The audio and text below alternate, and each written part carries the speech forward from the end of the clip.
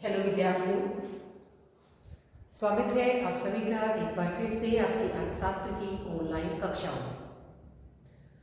बच्चों, आज हम पढ़ेंगे कक्षा 11 का चैप्टर 6 जिसका नाम है आर्थिक सुधार 1991 से या नई आर्थिक नीति। ये हमारा छठा चैप्टर है, तो इस चैप्टर को आज हम शुरू करेंगे। सबसे पहले हम पढ़ेंगे कि आर्थिक सुधार के क्या मायने हैं या नई आर्थिक नीति का क्या अर्थ है और इस नई आर्थिक नीति को लागू करने की आवश्यकता क्यों रही।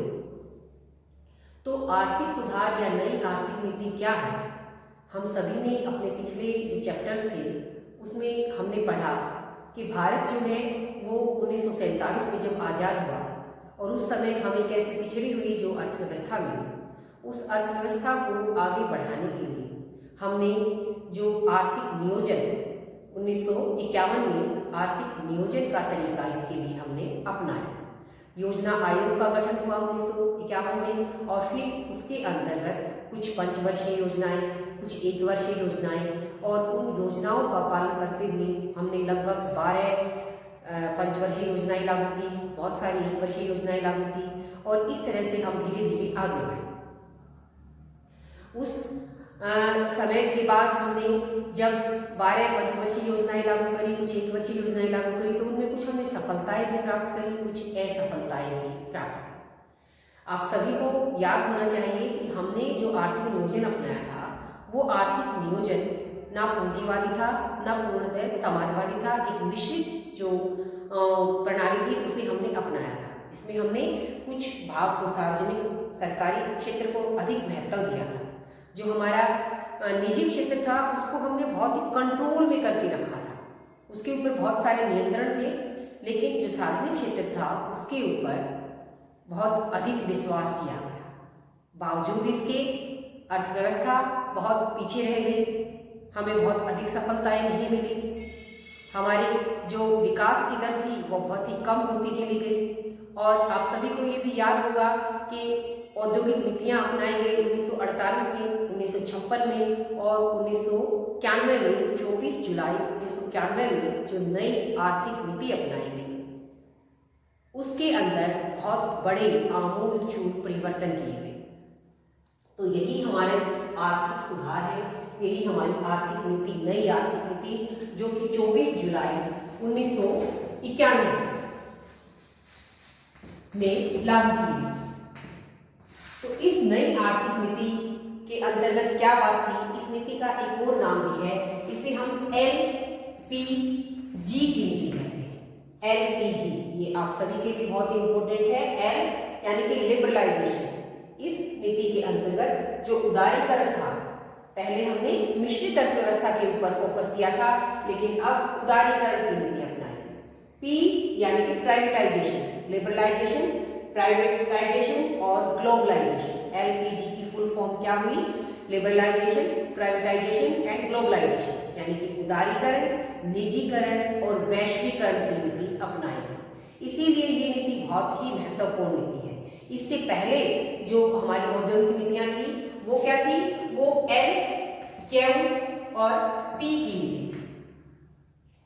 इस L का अर्थ क्या है? यानी कि लाइसेंस। पहले जो हमारा निजी क्षेत्र था उसके ऊपर बहुत अधिक कंट्रोल था, या जिसे भी काम करने के लिए, आगे बढ़ने के लिए लाइसेंस लेने की जरूरत थी। लेकिन अब लाइसेंस का स्थान किसने ले लिया?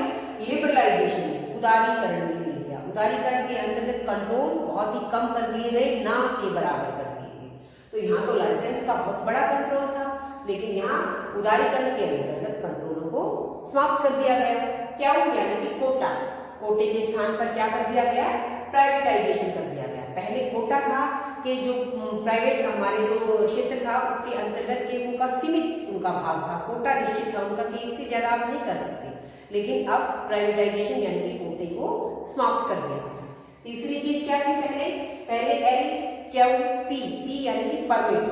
परमिट को भी एक तरह के लाइसेंस की तरह ही एक तरह से हमें अनुमति लेनी पड़ती थी, लेकिन अब क्या कर दिया गया? ग्लोबलाइजेशन, पूरे विश्व को खोल दिया गया।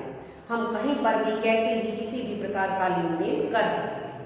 तो ये हमारा प्रश्न आता है कि L, Q, P के स्थान पर LPG की नीति अपनाई गई, जो नई आर्थिक नीति थी वो LQP के स्थान पर क्या थी? LPG, उदारीकरण, निजीकरण और वैश्वीकरण की नीति थी।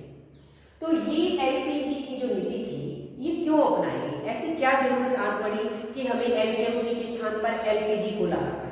तो इसे हम एक एक करके पॉइंट वाइज पढ़ेंगे कि नई आर्थिक नीति की आवश्यकता क्यों है। तो अगर हम पॉइंट वाइज इसको पढ़ें तो इसके लिए हमें वैसे ही अपनी हिस्ट्री में जाना पड़ेगा कि हम कब आज़ाद हुए, आज़ाद होने के बाद हमने आर्थिक विकास के पथ पर बढ़ने के लिए क्या नीति अपनाई। हमने योजना आयोग को लागू किया, हमने पंचवर्षीय योजनाओं को लागू किया, बहुत सारी पंचवर्षीय योजनाएं, एक वर्षीय योजनाएं लागू की गई। उन योजनाओं में बहुतों में हमें सफलता भी मिली और बहुत सारियों में हमें बहुत सारी असफलताएं मिली। हमने सार्वजनिक क्षेत्र के ऊपर बहुत अधिक विश्वास जताया और निजी क्षेत्र को बहुत ही कंट्रोल में करके रखा, लेकिन इन सब के बावजूद भी परिणाम क्या हुए कि जो भारतीय अर्थव्यवस्था थी वो लगातार घाटे में चल रही थी। लगातार क्या हो रहा था कि जो हमारा राजकोषीय घाटा है, राजकोषीय घाटा बहुत ही अधिक बढ़ गया, राजकोषीय घाटे में बहुत अधिक वृद्धि हो गई थी। राजकोषीय घाटा होता क्या है? आप सभी को पता है। हमने बजट जो होता है हमारा, जितने भी सरकार के खर्चे होते हैं और सरकार की जितनी आमदनियां होती हैं, सरकार के समस्त खर्चे और सरकार की जो समस्त आमदनियां होती हैं उनका अंतर, हमारे खर्च बहुत अधिक बढ़ गए थे, इसीलिए हमारा राजकोषीय घाटा बढ़ गया था। इसके अंदर हमारी आमदनी और खर्चे होते हैं, ऋणों को इसके अंदर शामिल नहीं किया जाता। तो सबसे पहला कारण क्या था कि ये जो भी हमने पीछे फॉलो किया उस सब के बावजूद भारतीय अर्थव्यवस्था का राजकोषीय घाटा बढ़ गया था। हमारे खर्चे अधिक थे, हमारी आमदनी कम थी। खर्चे हमारे इतने अधिक थे कि हमें विदेशों से ऋण लेना पड़ता था, उस ऋण को पूरा करने के लिए फिर और ऋण लेना पड़ता था और इस तरह से ब्याज पर ब्याज, ब्याज पर ब्याज, अर्थव्यवस्था क्या हो गई थी? ऋण जाल में फंस गई थी। हमारी अर्थव्यवस्था इतनी अधिक ऋण जाल में फंस गई थी कि हमें दूसरों से अब उधार लेना, कोई हमें उधार देने को तैयार ही नहीं था। हमारी अर्थव्यवस्था इतनी अधिक घाटे में चली गई। तो पहला कारण नई आर्थिक नीति लागू करने का, क्योंकि राजकोषीय घाटा बहुत बढ़ गया था और लगातार बढ़ता ही जा रहा था। घाटा राजकोषीय होता क्या है? जो सरकारी प्राप्तियां हैं और सरकारी खर्च है उनका अंतर, हमारे खर्चे बढ़ रहे थे। अगली चीज, दूसरा कारण क्या था नई आर्थिक नीति के लागू होने का? बढ़ता प्रतिकूल भुगतान संतुलन। भुगतान संतुलन होता है हमारे सभी प्रकार के लेन देन का ब्यौरा, हमने कितना लिया, कितना दिया। तो भुगतान संतुलन प्रतिकूल कब होता है? जब हमारी देनदारियां अधिक हो, हमें लोगों को देना अधिक है और हमें आमदनी कम हो रही है। एक तरह से हम दूसरे देशों के साथ आयात करते हैं, निर्यात करते हैं, तो हमारे आयातों की संख्या ज्यादा थी। जब हम खरीदते हैं तो हमें बदले में देना पड़ेगा और जब हम निर्यात करते हैं तो बदले में हमें मिलेगा। तो हमारे निर्यात बहुत ही कम थे और हमारे आयात अधिक थे, इसलिए हमारा भुगतान संतुलन कैसा था? प्रतिकूल था। तो ये जो प्रतिकूल भुगतान संतुलन था ये आगे और भी बढ़ता ही जा रहा था। आप सभी को पता है कि हमारी अर्थव्यवस्था ने जब स्टार्टिंग की तो हमें बहुत अधिक वस्तुओं का आयात करना पड़ रहा था, तो आयातों के ऊपर हमें देना पड़ेगा, देनदारियां बढ़ेगी हमारी, और हमारे पास इतनी अधिक हमारा जो निर्यात था, जिन वस्तुओं का हम निर्यात कर रहे थे, जब वो विदेशी कंपटीशन में आता था तो उसकी क्वालिटी इतनी घटिया होती थी कि वो वहाँ प्रतियोगिता कर ही नहीं पाता था। तो हमारे निर्यात नहीं हो पा रहे थे। निर्यातों से हमें आमदनी होती है, तो हमारे निर्यात ना होने के कारण, हमारी क्वालिटी अच्छी ना होने के कारण, सरकार का उस क्वालिटी की तरफ अधिक ध्यान ना दिए जाने के कारण, या फिर सरकार का अपने उद्योगों को अधिक संरक्षण देने के कारण हम विदेशी प्रोडक्ट्स के साथ कंपटीशन नहीं कर पा रहे थे। इस वजह से हमारे निर्यात लगातार कम होते जा रहे थे और आयात बढ़ते जा रहे थे, जिससे हमारा भुगतान संतुलन बढ़ता जा रहा था। तो जब भुगतान संतुलन बढ़ेगा तो हमारी देनदारियां बढ़ेंगी। तो इन सभी कारणों से हमें नई आर्थिक नीति के लाने की जरूरत है। तीसरा कारण क्या था? तीसरा कारण था खाड़ी संकट, गल्फ क्राइसिस। खाड़ी संकट क्या है कि 1990 के अंदर जो हमारी ये नई आर्थिक नीति आई, इसी समय के दौरान इराक के अंदर युद्ध छिड़ गया। खाड़ी संकट 1990 में ही इराक में युद्ध हुआ और आप सभी को पता है, हमने पीछे पढ़ा भी था कि इराक और के आसपास के उधर के जो देश है वहाँ पर पेट्रोल के, तेल के कुएं होते हैं और भारत पूरी तरह से पेट्रोल के आयात पर निर्भर है। तो खाड़ी संकट के कारण या इराक में युद्ध छिड़े हुए होने के कारण वहां पर जो पेट्रोल था वो और भी महंगा हो गया। तो भारत आयात करता है पेट्रोल का, तो भारत को पेट्रोल महंगा मिलने लगा, जिससे भारत को उसके लिए देनदारियां बढ़ गई। जबकि भारत इराक जैसे देशों के साथ जो निर्यात करता था वो रुक गया, क्योंकि वहां पर क्या था, युद्ध छिड़ा हुआ था।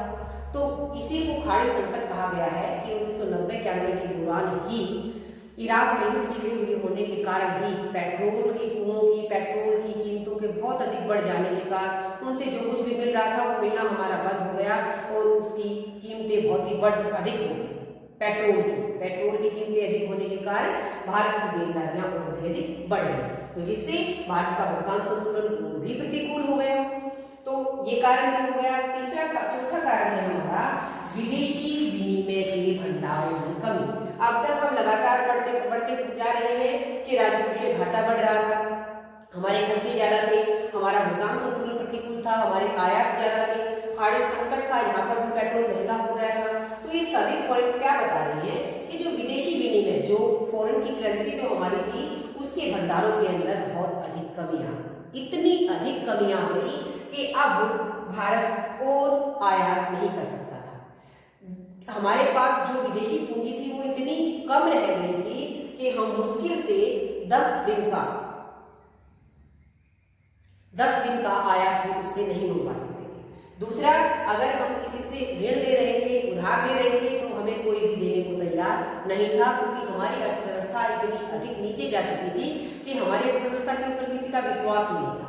तो इस टाइम के दौरान चंद्रशेखर की सरकार थी, जनता सरकार थी, और इतने अधिक विदेशी विनिमय के भंडार कम हो गए थे कि उस सरकार को जो हमारे न्यूनतम जो हमारी प्रणाली उसको होती है करेंसी की, उसके अंदर जो सोना रखा जाता है 115 करोड़ का, वो भी हमें गिरवी रखना पड़ा था, तब जाके हमें कुछ विदेशी पूंजी मिली थी। तो विदेशी विनिमय के भंडारों में बहुत अधिक कमी आ गई थी, हमारी अर्थव्यवस्था ऋणजाल में फंसती जा रही थी, हमें कोई उधार देने को तैयार नहीं था। जो हमारे देश के निवासी विदेशों के अंदर थे वो जो भेज रहे थे, उनका विश्वास भी भारतीय अर्थव्यवस्था से हट गया था, इसलिए वो अपने खातों से लगातार अपने पैसों को निकालते जा रहे थे। तो कारण क्या हुआ, हमारे पास विदेशी पूंजी के भंडारों में बहुत अधिक कमी आ गई। तो अर्थव्यवस्था के अंदर एक बहुत ही बड़ी गिरावट आ गई। अगला कारण कीमतों में वृद्धि। तो कीमतों में वृद्धि होती जा रही थी। कीमतों में वृद्धि का सबसे बड़ा कारण क्या था कि लगातार जो घाटा हो रहा था, यहाँ भी घाटा हुआ, यहाँ भी घाटा हुआ, हर जगह जो घाटा हो रहा था, उस घाटे को पूरा करने के लिए सरकार क्या कर रही थी, सरकार नए नोट छाप रही थी। तो जब उत्पादन कुछ बढ़ नहीं रहा और नए नोट जनता के अंदर बढ़ते जा रहे हैं, तो उसका सीधा असर यही होता है कि कीमतों में तेजी से वृद्धि आती है। तो कीमतों में तेजी से वृद्धि होती जा रही थी, महंगाई बढ़ती जा रही थी, क्योंकि उत्पादन बढ़ नहीं रहा था, केवल और केवल नए नोट छापे जा रहे थे। तो इस वजह से मुद्रा की पूर्ति के बढ़ जाने के कारण कीमतों में, महंगाई में लगातार तेजी से वृद्धि हो रही थी, जिसे मुद्रास्फीति की स्थिति कहा गया। तो अर्थव्यवस्था बिल्कुल पतन की तरफ चल रही थी। और लास्ट का कारण था इसका सार्वजनिक क्षेत्र में उद्यमों की असफलता। हम सभी ने पढ़ा कि जो हमारी 1951 में योजना आयोग से जो योजनाएं लागू की गई, उन सभी के अंदर जो हमारा सार्वजनिक क्षेत्र था, सरकारी क्षेत्र था, उसके ऊपर बहुत अधिक भरोसा दिखाया गया। लेकिन वो भरोसा दिखाया बेशक गया, लेकिन उन क्षेत्रों के अंदर हमें घाटा ज्यादा रहा, हमें असफलताएं रही, हमें लाभ नहीं हुआ। तो इन सब कारणों से क्या हुआ, अर्थव्यवस्था लगातार गिरती जा रही थी। तो अर्थव्यवस्था को उस गिरावट से बाहर निकालना था, और उस बाहर निकालने के लिए लोग दूसरे विश्व के देशों के साथ आगे बढ़ने के लिए सरकार ने अपनी आर्थिक नीति को बदला और LQP के स्थान पर LPG को लेकर उदारीकरण, निजीकरण और वैश्वीकरण को अपनाया गया। तो ये नीति कैसे अपनाई गई, लिबरलाइजेशन क्या है, प्राइवेटाइजेशन क्या है, ग्लोबलाइजेशन क्या है, ये हम अपनी अगली वीडियो में पढ़ेंगे। हमने आज देखा कि LPG के क्या अर्थ थे और ये नीति क्यों लागू की गई, क्यों इसे लाया गया। उम्मीद है आप सभी को अच्छे से समझ में आया होगा, और नेक्स्ट वीडियो में हम चैप्टर को आगे बढ़ाएंगे। अब के लिए इतना ही, धन्यवाद।